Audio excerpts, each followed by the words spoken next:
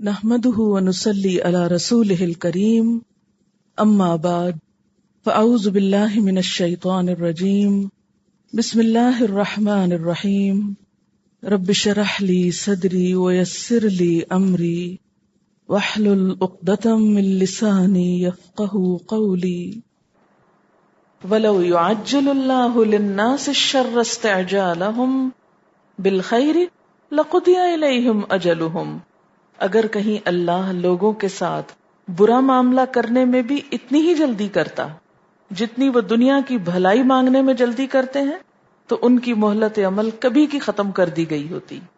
اگر جلدی دے اللہ لوگوں کے لیے شر کو، اتنی ہی جلدی جتنی جلدی وہ اپنے لیے خیر مانگتے ہیں، تو ان کا فیصلہ کر دیا جائے۔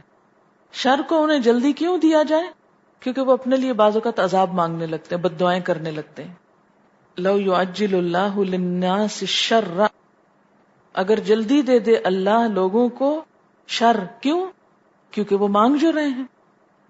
اللہ تو اپنے بندوں پہ ظلم نہیں کرتا، اللہ اپنے بندوں کا برا نہیں چاہتا، لیکن وہ اپنے لیے جب برا مانگتے ہیں اور اللہ ان کے برا مانگنے پر ان کو برائی جلدی جلدی دے دے، یہ ناشکرے پن کی وجہ سے ہوتا ہے نا۔ اللہ زندگی دے تو انسان کو یا اللہ مجھے موت دے دے، یہ اس نے اپنے لیے کیا مانگا؟ برا مانگا۔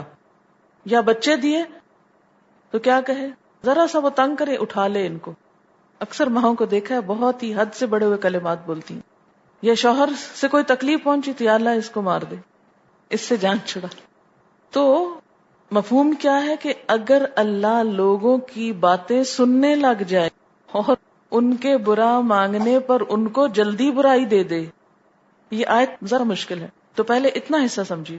لو یعجل اللہ للناس الشر، اگر جلدی دے دے اللہ لوگوں کو شر، کیوں؟ اس لیے کہ وہ مانگتے جو ہیں، کس طرح مانگتے؟ استعجالہم بالخیر، جس طرح وہ خیر کو جلدی مانگتے۔ انسان ہے جو تھوڑ دلا، یعنی بے صبرا ہو جاتا ہے، خیر بھی جلدی مانگتا ہے اور بد دعائیں بھی جلدی کرنے لگتا ہے۔ فرمایا ان کا تو سب قصہ ہی پاک کر دیا جاتا، یعنی جس طرح انسان خیر کے طلب کرنے میں جلدی کرتا ہے، اسی طرح وہ شر کے طلب کرنے میں بھی جلدی مچاتا ہے۔ اور اس کی بڑی مثال کیا ہے کہ پیغمبروں سے عام طور پر لوگوں نے کیا کہا؟ اگر تم سچے ہو تو جلدی عذاب لے آؤ۔ جیسے سورۃ المعارج کے شروع میں آتا ہے سأل سائل بعذاب واقع، مانگنے والے نے مانگا، کیا مانگا؟ واقع ہونے والا عذاب مانگا۔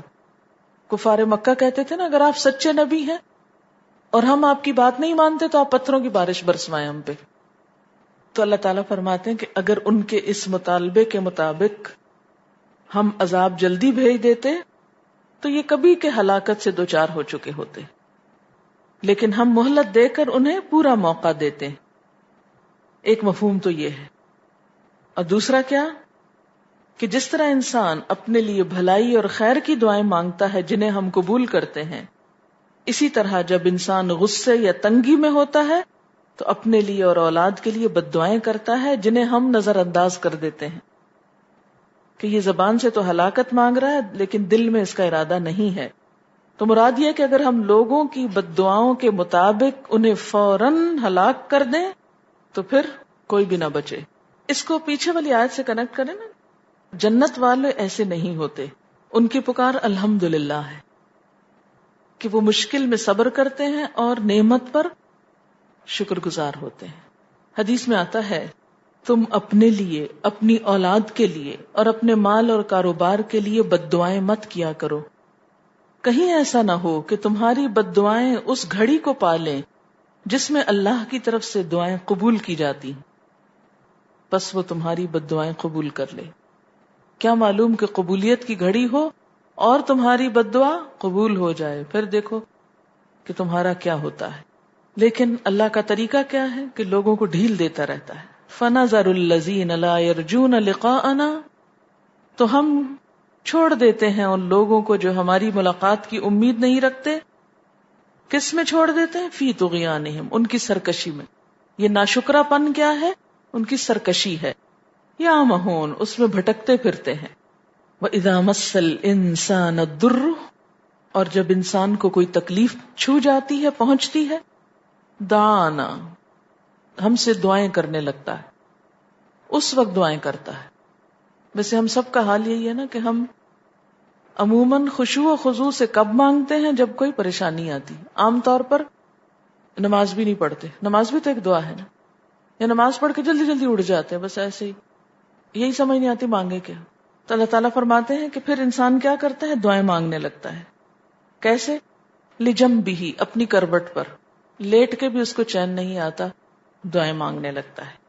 جنب پہلو کو کہتے ہیں نا، او قاعدن، یا بیٹھ کر، جیسے سورۃ آل عمران میں آتا ہے نا، الذین یذکرون اللہ قیاما وقعودا وعلی جنوبہم، وہ لوگ جو یاد کرتے ہیں اللہ کو کھڑے اور بیٹھے اور اپنے پہلوؤں پر.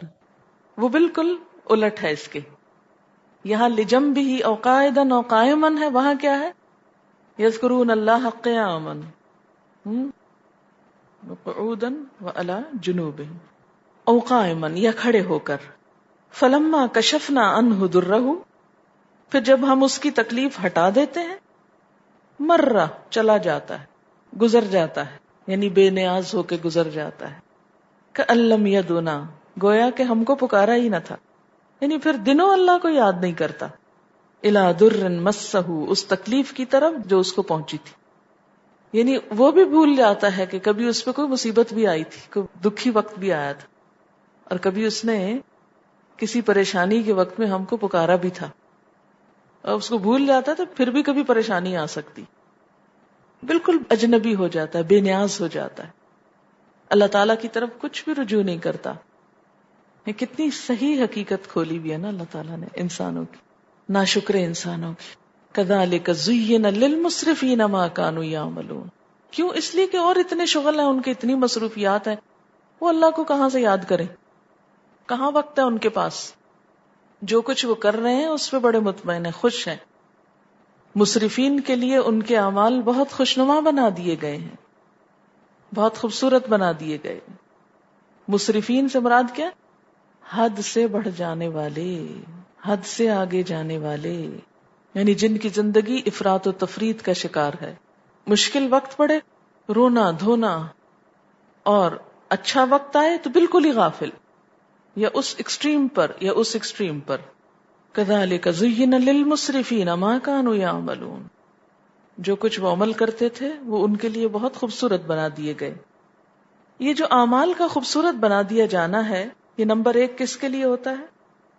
بطور آزمائش، کہ انسان اپنی برائی کو بھی بڑے فخر سے بیان کرے، جسے کہتے ہیں نا چوری اوپر سے سینہ زوری. پھر نمبر 2 شیطان کے وسوسے. نمبر 3 اس کا نفس، کیونکہ انسان اپنے نفس کے ہاتھوں بہت سے غلط کاموں اور برائیوں کو کیا سمجھتا ہے کہ وہ کیا کر رہا ہے؟ صحیح کر رہا ہے. اس کا نفس برائی پہ راضی ہو جاتا ہے. وَلَقَدْ أَهْلَكْنَا الْقُرُونَ مِنْ قَبْلِكُمْ، اور البتہ تحقیق ہلاک کیا ہم نے قوموں کو تم سے پہلے. تم سے پہلے بہت سے لوگ ہم ہلاک کر چکے ہیں. قرون کا لفظ قرن کی جمع ہے. قرن ایک عہد کے لوگوں کو کہتے ہیں. تو کون ہے وہ؟ جو ایک وقت میں بہت تہذیب و تمدن کے مالک لوگ ہوں. یعنی تم سے پہلے بہت سے لوگ ہلاک ہو چکے، تم بھی ان کی طرح ہو سکتے ہو. ان کے ساتھ کب یہ ہوا؟ لما ظلموا، جب انہوں نے ظلم کیا تھا. اگر تم کرو گے تو تمہارے ساتھ بھی ایسا ہی ہو سکتا ہے. وجاءتهم رسلهم بالبينات، اور لائے ان کے پاس ان کے رسول کھلے دلائل. وما كانوا ليؤمنوا، اور وہ ایسے نہ تھے کہ ایمان لے آتے. كذلك نجزي القوم المجرمين، اسی طرح ہم بدلا دیتے ہیں مجرم لوگوں کو. ثم جعلناكم خلائف في الارض، پھر بنایا ہم نے تم کو خلیفہ زمین میں، یعنی گزشتہ امتوں کا جانشین بنایا. خلائف سے مراد یہاں کیا ہے؟ جانشین. اس سے مراد لیڈرز نہیں ہیں کہ سب لیڈرز ہیں زمین پر. خلائف، خلائف خلیفہ سے، خلیفہ خلیف سے ہے. خلیف کا مطلب ہوتا ہے پیچھے آنے والا، بعد میں آنے والا. یعنی تم سے پہلے بہت سی قومیں گزری، ان کے بعد تم آئے ہو. تم کوئی نئی چیز تھوڑی ہو، بہت سے لوگ گزرے ہیں، آئے ہیں یہاں. اپنے آپ کو اتنا اہم کیوں سمجھتے ہو؟ اتنی بڑی چیز کیوں سمجھتے ہو؟ تم تو روٹین میں آئے ہو. تم اللہ تعالیٰ کے آگے کوئی بہت بڑی ہستی نہیں ہو، بہت بڑے بڑے گزر چکے ہیں. اگر پچھلوں پہ عذاب آئے ان کی ظلم کی وجہ سے تو تم پہ بھلا کیوں نہیں لا سکتا؟ اس کے لیے کچھ مشکل نہیں. ہم تم کو اب کیوں لائے ہیں؟ لننظر کیف تعملون، تاکہ ہم دیکھیں کہ تم کرتے کیا ہو، تمہارے اعمال دیکھنے کو. وَإِذَا تُتْلَى عَلَيْهِمْ آيَاتُنَا بَيِّنَاتٍ، اور جب ان پر ہماری کھلی کھلی آیات پڑھی جاتی ہیں، تلاوت کی جاتی ہیں، قَالَ الَّذِينَ لَا يَرْجُونَ لِقَاءَنَا، کہتے ہیں وہ لوگ جو ہماری ملاقات کی امید نہیں رکھتے، کیا کہتے ہیں؟ ائت بقرآن غیر ھذا، اس کے علاوہ کوئی اور قرآن لاؤ، یہ قرآن نہ سناؤ، کوئی اور لاؤ. او بدل ہو، یا ذرا اس کو بدل دو، اس میں کوئی تبدیلی کر دو. خود نہیں بدلتے، قرآن کو بدل دیتے ہیں.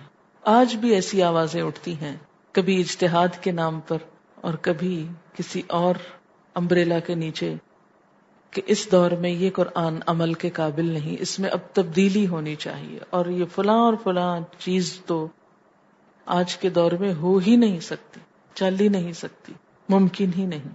خود ہی بیٹھے بیٹھے فتوے دے دیے ممکن اور ناممکن کے اپنی عقل کے مطابق. اللہ کو تو نعوذ باللہ پتہ ہی نہیں تھا کہ کیا چل سکتا ہے اور کیا نہیں. یہ اس اللہ کی ذات سے بھی آگے بڑھ گئے ہیں یہ بتانے میں کہ کیا کچھ قابل عمل ہے اور کیا نہیں ہے. یہ مذاق انہی کو سوچتے ہیں جو اللہ کی ہستی کو پہچانتے نہیں اور اس سے ملاقات کا یقین نہیں رکھتے. کہ کوئی اور قرآن سناؤ یا اس کو بدل دو، وعید کو وعد سے اور وعد کو وعید سے، حلال کو حرام سے یا حرام کو حلال سے. قل، آپ کہہ دیجئے. کون؟ نبی صلی اللہ علیہ وسلم. کیا؟ ما یکون لی ان ابدلہ، میرے لیے جائز ہی نہیں کہ میں اس کو بدلوں، میرے بس میں نہیں کہ اس کو بدلوں. من تلقاء نفسی، اپنی ذات کی طرف سے، مجھے اختیار نہیں کہ میں خود سے اس میں کوئی تبدیلی کر دوں. اس پہ سورۃ الحاقہ میں بہت سخت آیات آئی ہیں. آیت 40 سے ہے انہ لقول رسول کریم وما هو بقول شاعر، یہ ایک رسول کریم کا قول ہے، کسی شاعر کا کلام نہیں. قلیلا ما تؤمنون، کتنا کم تم مانتے ہو. ولا بقول کاہن، نہ کسی کاہن کی بات ہے. قلیلا ما تذکرون، کتنا کم نصیحت پکڑتے ہو. تنزیل من رب العالمین، یہ رب العالمین کی طرف سے اتارا گیا ہے. ولو، اور اگر تقول علینا، ہم سے منسوب کرتا، بعد الاقاویل، کچھ باتوں کو، یعنی نبی صلی اللہ علیہ وسلم اپنے پاس سے کچھ باتیں گھڑ کے ہم سے منسوب کر دیتے، اپنی طرف سے کچھ باتیں لکھوا دیتے اور اسے قرآن کہہ دیتے، تو ہم کیا کرتے؟ لأخذنا منہ بالیمین، ہم اس کا دایاں ہاتھ پکڑ لیتے. ثم لقطعنا منہ الوتین، پھر ہم اس کی رگے گردن کاٹ ڈالتے. اتنی سخت بات ہے کہ نبی صلی اللہ علیہ وسلم نے اس میں کچھ بھی اضافہ نہیں کیا اور کوئی بھی چیز من گھڑت نہیں. اگر ایسا ہوتا تو ہم اس کو چھوڑتے نہ. فما منکم من احد عنہ حاجزین، پھر تم میں سے کوئی ایک بھی اس کے لیے رکاوٹ نہ بن سکتا. حاجزین، رکاوٹ بننے والے، یعنی ہمیں اس کام سے روک نہ سکتے کہ ساری دنیا میں مل کر اگر چھڑانا چاہتی کہ آپ اس پیغمبر کو چھوڑ دیجئے، پھر کیا ہوا اگر کچھ باتیں انہوں نے اپنے پاس سے کہہ دی؟ نہیں، ہم نہ چھوڑتے. تم ہم کو اس کام سے روک نہ سکتے تھے. پھر وَإِنَّهُ لَتَذْكِرَةٌ لِّلْمُتَّقِينَ، یہ تو متقی لوگوں کے لیے ایک نصیحت ہے. وَإِنَّا لَنَعْلَمُ أَنَّ مِنْكُمْ مُكَذِّبِينَ، اور ہم کو یہ بھی پتا ہے کہ تم میں جھٹلانے والے موجود ہیں. یہ سب کچھ جانتے ہوئے کہ یہ سچ پھر بھی نہیں مانتے. تو کوئی بھی ایسا شخص جو یہ سمجھتا ہو کہ اس قرآن میں کچھ بھی حضور صلی اللہ علیہ وسلم کی طرف سے ہے یا کسی اور کی طرف سے ہے، تو بالکل یہ ایک غلط بات ہے، اس کی قطعاً اجازت نہیں دی گئی. قل ما یکون لی ان ابدلہ من تلقاء نفسی، آپ ان کو بتا دیجئے کہ میں کوئی بات اپنی طرف سے بدل نہیں سکتا. ان اتبع الا ما یوحى الی، نہیں میں پیروی کرتا مگر اسی چیز کی جو میری طرف وحی کی جا رہی، یعنی میں تو اسی کو فالو کر رہا ہوں. وہی پڑھ رہا ہوں، وہی پڑھا رہا ہوں، وہی سن رہا ہوں، وہی سنا رہا ہوں جو میرے پاس آ رہا ہے. انی اخاف، بے شک میں ڈرتا ہوں. کس بات سے؟ ان عصیت ربی، کہ اگر میں نے بھی اپنے رب کی نافرمانی کی. اگر میں نے، کون کہہ رہا ہے یہ میں نے؟ نبی صلی اللہ علیہ وسلم. اگر میں نے اپنے رب کی نافرمانی کی تو مجھے ڈر لگتا ہے کس بات کا؟ عذاب یوم عظیم، بڑے دن کے عذاب کا. اگر اللہ کے پیغمبر اپنے بارے میں کہہ رہے ہیں کہ میں نافرمانی نہیں کر سکتا، میں نے کوئی نافرمانی کی تو میں بھی نہیں چھٹوں گا. ہم سب کیسے مطمئن ہو کے بیٹھے ہوئے اپنی اپنی مرضی کرنے میں. کتنی بڑی بات ہے یہ کہ اللہ کی نافرمانی کا حق کسی کو نہیں، اجازت کسی کو نہیں. ہم اس کی مخلوق ہیں، اس کے بندے ہیں، اور اگر ڈھٹائی کے ساتھ کر رہے ہیں تو گویا اس کے مقابلے پہ اترے ہوئے ہیں، اور کوئی اس کا مقابلہ کر کے کامیاب نہیں ہو سکتا. قل لو شاء اللہ، آپ تو کہہ دیجئے کہ اگر اللہ چاہتا، ما تلوتہ علیکم، میں اس کو تم پر کبھی نہ پڑھتا، ولا ادراکم بہ، اور نہ خبر دیتا تم کو اس کی، یعنی نہ وہ اللہ خبر دیتا تم کو اس کی. یہ سب اللہ کے حکم سے ہے، اس کی طرف سے آیا ہے، اس کا فرمان ہے، اس کی مرضی سے ہی میں تم کو پڑھ کے سنا رہا ہوں. اگر اس کی مرضی یہ ہوتی کہ میں نہ پڑھوں تو میں خود سے نہ پڑھ سکتا. قل لو شاء اللہ ما تلوتہ علیکم، مجھ پہ مت اعتراض کرو کہ کیوں یہ حکم لائے ہو، اور یہ کیوں سناتے ہو، اور یہ کیوں نہیں بدل دیتے. نہیں، اس میں میری کوئی مرضی نہیں، یہ سب اس کے اذن اور اس کی مرضی سے ہو رہا ہے. اور عقل تو کرو. فقد لبثت فیکم عمرا من قبلی، میں تمہارے درمیان ایک عمر موجود رہا ہوں، میں نے ایک زندگی گزاری تمہارے اندر. لبثت، لبثا کا مطلب ہوتا ہے طویل مدت ٹھہرنا،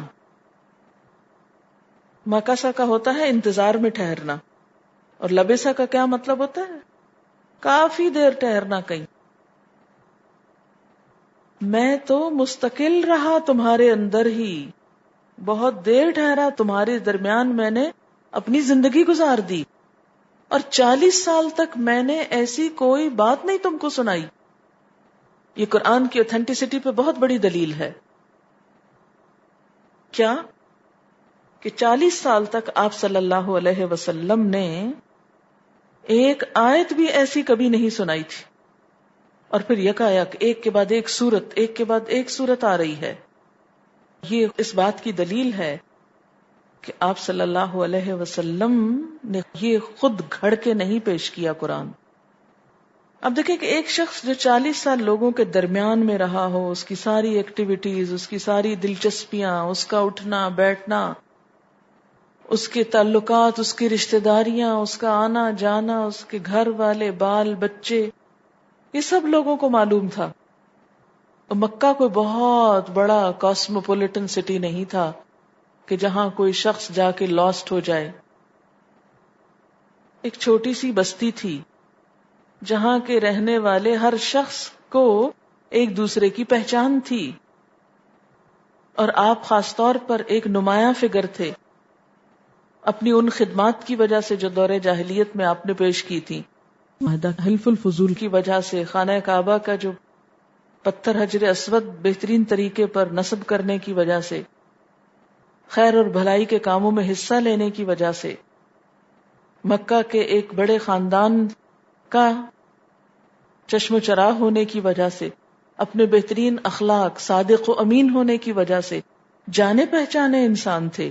ہر شخص جانتا تھا کہ اس شخص نے 40 سال تک کوئی ایسی بات کہی ہی نہیں. تو یکایک یہ چشمہ کہاں سے پھوٹ اٹھا؟ کوئی اس کو سکھانے والا نہیں، کسی لائبریری میں وہ بیٹھتا نہیں، کسی مدرسے میں وہ جاتا نہیں. تو یہ سب کچھ یکایک کہاں سے آ گیا؟ کیا یہ اس بات کی دلیل نہیں کہ یہ وحی تھی؟ یہ وحی جو ہے یہ اردو میں بولنا پڑتی ہے، اصل لفظ وحیٌ ہے، وحی. اگر ہم بولنا شروع کر دیں تو آپ پہچان نہ سکیں، مشکل میں پڑ جائیں، اس لیے غلط بولنا پڑتا ہے وحی.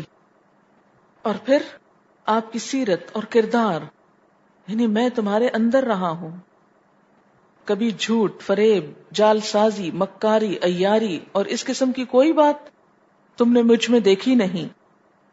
تو یہ سب کچھ اچانک میں نے کیسے گھڑ لیا؟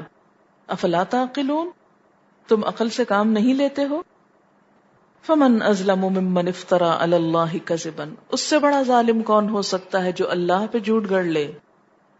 او کذب بآیاتی، یا اس کی آیات کو جھٹلائے. انہ لا یفلح المجرمون، بے شک بات یہ ہے کہ مجرم فلاح نہیں پاتے، مجرم کامیاب نہیں ہوتے، خوشحال نہیں ہو سکتے. یعنی آپ صلی اللہ علیہ وسلم نے کوئی جرم نہیں کیا، یہ بھی آپ کی صداقت کی دلیل ہے. انہ لا یفلح المجرمون، لیکن آپ کا مشن کامیاب ہوا. اگر نعوذ باللہ آپ نے کوئی بات غلط لوگوں کو بتائی تھی تو آپ کامیاب نہ ہو سکتے تھے.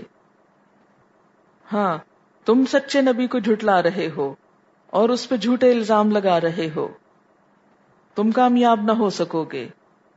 وَيَعْبُدُونَ مِن دُونِ اللَّهِ مَا لَا يَضُرُّهُمْ وَلَا يَنْفَعُهُمْ، اور آپ صلی اللہ علیہ وسلم کی سچائی بھری باتوں کو چھوڑ کر کیا کر رہے تھے؟ اللہ کی عبادت چھوڑ کر کیا کر رہے تھے؟ ان ہستیوں کی پوجا کر رہے تھے جو نہ ان کو نقصان دے سکتی ہیں نہ نفع دے سکتی ہیں. اشارہ ہے کس کی طرف؟ بتوں کی طرف. وَيَقُولُونَ، اور وہ کہتے ہیں کیا؟ ہم ان کی عبادت نہیں کر رہے، اصل بات یہ ہؤلاء شفعاؤنا عند اللہ، یہ تو اللہ کے پاس ہمارے سفارشی ہیں، یہ تو سفارش کریں گے. ہم ان کے در پہ اس لیے نہیں جاتے کہ ہم ان کی عبادت کرتے، ہم ان کو سجدہ کرنے تھوڑی آتے ہیں.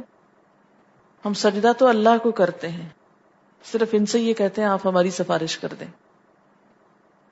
کس چیز نے ان کو اللہ کی عبادت سے روکا ہوا ہے؟ بتوں کی عبادت نے. اور کیا کہتے ہیں کہ ہمیں سب کچھ ان کی وجہ سے ملتا ہے، اور کل قیامت کے دن بھی یہی ہماری سفارش کریں گے. آج آپ دیکھیں کہ ہمارے اندر بھی تو بالکل یہی دو باتیں ہیں. نمبر ایک کیا؟ کہ ہمیں جو کچھ ملتا ہے وہ بزرگوں کی برکت سے، اور نمبر دو کہ وہ ہماری سفارش کریں اللہ کے پاس. ہم تو گناہگار لوگ ہیں، خود کیا دعا کریں گے؟ سفارش کیجئے، آپ ہماری بات آگے پہنچائیے، کیونکہ آپ اللہ کے بڑے مقرب ہیں. آج تک کسی نیک بندے نے کبھی یہ دعویٰ نہیں کیا کہ لوگوں میری اللہ کے ہاں بڑی سنی جاتی. کبھی کہا کسی نے؟ کوئی کہہ نہیں سکتا. کیا دلیل ہے اس کے پاس؟ وہ تو خود اللہ کے خوف سے ڈرتے ہیں. جو جتنا نیک ہوتا ہے اتنا ہی اللہ سے ڈرتا ہے، اس کا تو نام ہی متقی ہوتا ہے، اللہ سے ڈرنے والا. تو جو متقی ہو، اللہ سے ڈرنے والا ہو، وہ ایسے دعوے کر ہی نہیں سکتا کہ میں تمہارا سب کچھ کرا دوں گا. قل اتنبئون اللہ بما لا يعلم فی السماوات ولا فی الارض، کہہ دیجئے کیا تم اللہ کو ان باتوں کی خبر دیتے ہو جن کو نہ وہ آسمانوں میں جانتا نہ زمین میں، یعنی جس چیز کی کوئی حقیقت ہی نہیں، حیثیت ہی نہیں. سبحانہ وتعالی عما یشرکون، پاک ہے وہ اور بلند ان سب چیزوں سے جو وہ شریک ٹھہراتے ہیں، یعنی شرک سے پاک، اس بات سے پاک ہے کہ کوئی اس کا شریک ہو. یہ جو ہم کہتے ہیں نا سبحانہ، یہ اسی سینس میں پاک ہے وہ، یعنی اس کی ذات ہر عیب سے پاک ہے اور کوئی بھی اس کا شریک نہیں. اسی لیے شرک کو نجاست کہا گیا نا، اور انما المشرکون نجس، مشرکین کو نجس کہا گیا. وما کان الناس الا امۃ واحدۃ، اور نہ تھے لوگ مگر ایک ہی امت، یعنی مسلمان. ابتدا میں سب لوگ مسلمان ہوئے، مسلمان ہی تھے. فاختلف، پھر انہوں نے اختلاف کیا. جو آبادیاں بڑھیں، لوگوں کی سوچ مختلف ہوئی، ان کے درمیان اختلافات پیدا ہوئے. جہاں ہر معاملے میں ہوئے وہاں مذہب کے معاملے میں بھی ہوئے. اور یہ کسی بھی چیز کے بڑھنے پر ایک نیچرل، ایک فطری عمل بھی ہے. اب دیکھیں مثلاً ایک غبارہ جب حد سے زیادہ پھول جاتا ہے تو کیا ہوتا ہے؟ پھٹ جاتا ہے نا. تو اسی طرح آپ نے دیکھا ہوگا کہ جب بھی کوئی چیز بہت پھیلنے لگتی ہے تو اس میں کریک آنے لگتے ہیں، اختلاف پیدا ہونے لگتے. تو جو انسان بھی پھیلے تو کیا ہوا؟ ان کے درمیان سوچ کا اختلاف پیدا ہوا، اور سوچ کے اختلاف کی کئی ایک وجوہات ہوتی. تو یہاں پر فرمایا کہ حضرت آدم مسلمان تھے، ان کے بچے مسلمان تھے. حضرت نوح علیہ السلام تک آپ کو معلوم ہے دنیا میں شرک نہیں تھا، پھر وہاں سے شرک کی ابتدا ہوئی. فاختلفوا ولولا کلمۃ سبقت من ربک لقضی بینہم فیما فیہ یختلفون. اور اگر تیرے رب کی طرف سے ایک بات پہلے ہی طے نہ کر دی گئی ہوتی تو جس چیز میں وہ باہم اختلاف کر رہے ہیں اس کا فیصلہ کر دیا جاتا. یعنی پہلے والی بات کیا ہے کہ اللہ تعالیٰ نے یہ فیصلہ کر لیا کہ لوگوں سے اصل حقیقت کو چھپا کر ان کی آزمائش کی جائے، کیونکہ اگر حقیقت سامنے آ جائے تو کوئی اختلاف رہتا ہے؟ پھر اختلاف نہیں ہو سکتا. مثلا جب تک سورج طلوع نہ ہوا ہو آپ اختلاف کر سکتے ہیں، یا بادلوں میں چھپا ہوا ہو، کوئی کہے سورج طلوع ہو گیا، دوسرا کہے نہیں کوئی نہیں ہوا، اختلاف ہو سکتا ہے. لیکن اگر سورج نکل کے سامنے آ جائے تو کوئی اختلاف رہ سکتا ہے؟ نہیں. تو یہ کیا ہے چیز؟ لولا کلمۃ سبقت من ربک، اگر تمہارے رب کی طرف سے ایک بات پہلے نہ ہو چکی ہوتی. تو کون سی بات ہے یہاں؟ کہ اللہ تعالی حقیقت کو چھپا کر لوگوں کا امتحان لیں گے. تو پھر کیا ہوتا؟ لقضی بینہم، آج ہی حقیقت کا فیصلہ کر دیا. اللہ تعالیٰ خود ایک آواز میں بول کے بتا دیتے لوگوں حق یہ ہے، یہ مان جاؤ. لیکن ایسا نہیں کیا اس نے.